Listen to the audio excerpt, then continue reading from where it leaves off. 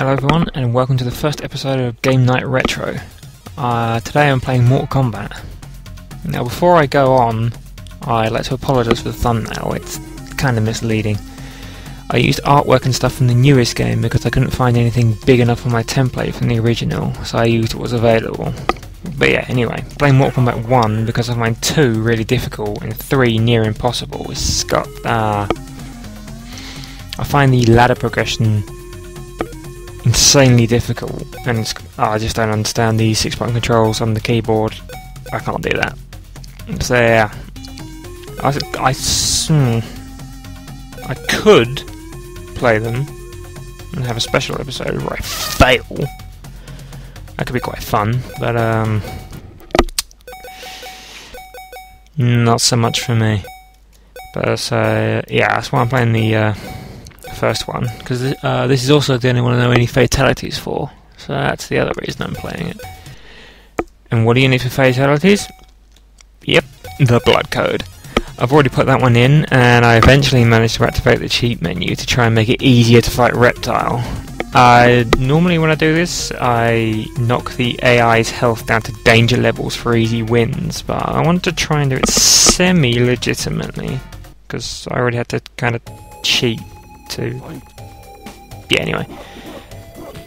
This is also why I'm playing on very easy, because if I do make it to Reptile, he'll own me.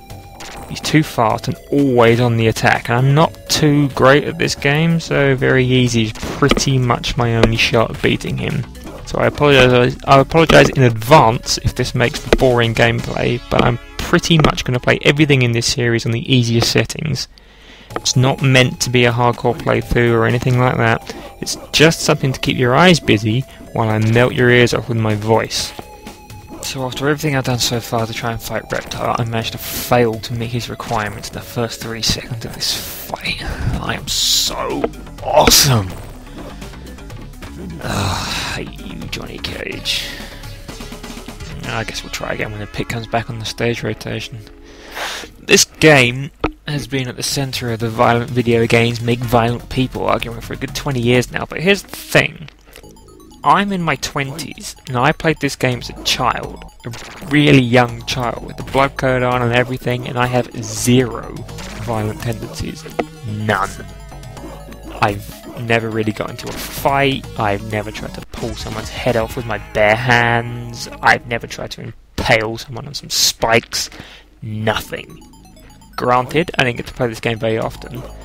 One of my brother's friends who lived down the street would come over every now and again with his Mega Drive games, and Mortal Kombat was always one that he brought with him. It's the only real time I ever really got to play it. Although now I think about it, my dad did somehow end up with the PC version, and I played that a couple of times, but I didn't really like the keyboard controls, and I didn't know any of the fatalities or anything for the PC version, so I didn't really play that much. I also had tiny hands. And keyboards back in the day were huge. And again, everything back in the day was huge. I mean, behind me is a boxed up Sega CD. I've been meaning to find some space for it in the cupboard, and that thing is huge. And it runs games I can now play on my phone. I pretty much play this game exclusively as Sub-Zero. Scorpion's my favourite, but his fatality requires you to be a specific distance from the other guy, and I can never quite get it right. Sub-Zero just requires you to stand next to him, and I know the controls for it. So yeah, I play as him most. But I don't use his slide move thingy, mainly because I don't know how to do it, and every time I learn, I forget. Short memories, man. But when I play this game, the way I usually do it is the way that I've always played it, really. I freeze the guy, I uppercut him, and then I jump kick him before he stands up, and then repeat. It may not be pretty, but it works. Sometimes. It works pretty well up until Goro, and I just degenerate into jump kicking all the time because it's the only thing that seems to hit him. I'm not sure I can make it that far in 10 minutes though.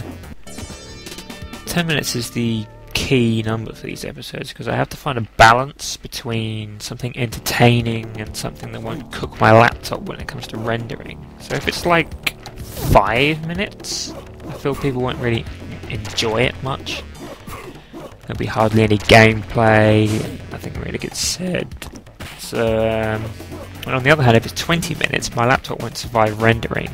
As it is, I already have to finish up editing on one day, wait overnight, and then boot the laptop from cold and go straight into rendering before I can do anything else in order to try and stop it from overheating. It's worked pretty well so far recently for trailers and stuff on my other channel, but they're kind of 3 to 5 minutes, sometimes sort of 7-ish. But they usually finish rendering before everything explodes.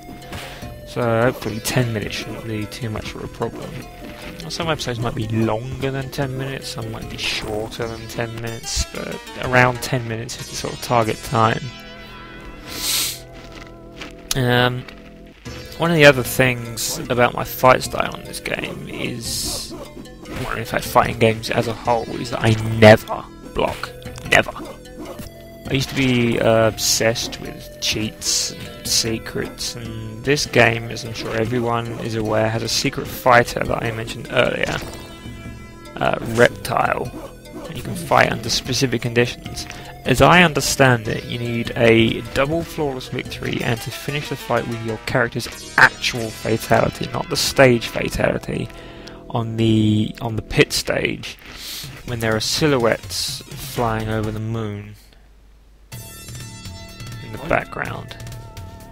One of the other conditions for this challenge is that you cannot block, not even once.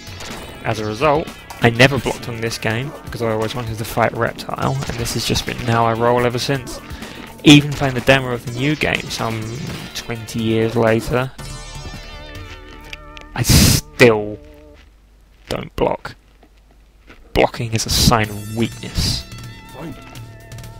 Actually, I think that's one of the things Reptile says when you, in the cheat menu, there's these flag things, and one of them enables Reptile to jump down at the start of every fight and give you clues on how to find him. I think that's one of the ones he says. That's gonna bug me now, I'm gonna have to check it. Sort of running out of things to say now, so for this series I'm going to try and avoid talking so much about what's going on while I play, and instead talk more about the game itself, with like memories of playing these games when I was younger and stuff like that. I find talking about what's happening while it's happening to be quite unnatural, I guess. But I'm still quite new to this entire concept of talking while I play games, so bear with me while I adapt to it. Since I am running out of ideas on what I could say next, I think I'm going to end this episode here. I think it's falling a little short on the 10-minute target, but I think I covered quite a lot, so it should be okay. I hope it's okay at least. So if you like the video, please do give it a like, because it lets me know if I did okay or not. And if you didn't like the video, feel free to dislike it. But if you do dislike it, I'd appreciate a comment just to say what you didn't like about it, so I can try and make changes for the next episode. Also, if you want to send me feedback or even suggest games for me to play in the future episodes, you can follow me on Twitter at Alaska Pollock. I'll put that in the description. But for now, thank you very much for watching, and I hope to see you next month. Goodbye.